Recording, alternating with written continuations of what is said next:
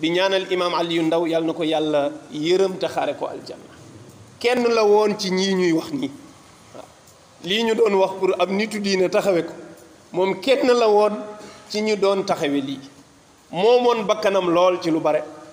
waaw bu ko neexoon privilège bu nekk mu am ci àddina bu waroon xam-xamam waaw bu ko neexoon mu tarbiyu borom alal yi mbaa borom passeport yeeg borom visa yeeg borom financement yi su ko neexoon mu tarbiyu leen ba war conscience am war diineem waaye defu ko yàlla gënal ko léppam mu dund ci loolu ba génn àddina ndax am na ay moroomam yoo xam ne bañ ca yeggee fa mu yegg dañoo war seen askan war seen diine war seen xam-xam am ñoo xam ne ba ñu demee ba Arabie Saoudi jàngi fa ba nu yeggee defuñu lu dul jëw seen bopp jëw seeni maam ngir ay financement yuñ bëgg a am wax fa lu dul dëgg sos fa ay sos yàq fa seeni deri maam ñu jox leen ay diplôme ak i financement ñu ñëw di tabaxi jàkka ak école war seen bopp moom bokkul ci ñooñu bokk ci diineem gënal ko lépp mu xàmmee lool nag xam li mu war a jël ak li mu warul jël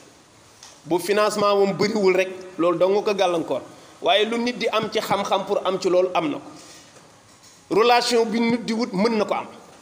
waaye ngorom ak diine moo ko gënal mu jot ci financement yoo xam ne wala ci diplôme yoo xam ne pour nga jot ci fokk nga jaay sa askan fokk nga wax ci lu amul fokk nga dundal sa bakkan nit yu mel noonu nag moo raar ci réew mooy am xam-xam ba noppi gore ba pare jub te wax naa ni fii ñu ko jaarale diiru ñetti ati yàlla ku ñu fa jaarale woon te juboo doo dellu sa njaboot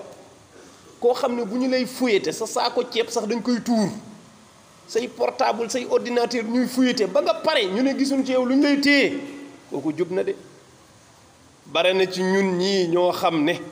waxuma dugg seen néeg waxuma ordinateur waaye seen simple téléphone rek kenn du ko fuyete waaye ku nu jël ne ràpp ci kaso tëj des ak sa kër di fuyete sa lépp te amuñ lu ñu la mën a téye ñetti atu yàlla loolu ku jubul mënoo ko kon nit ku baax la woon nit ku jub la woon waaye nit ku daan taxawal diineem la woon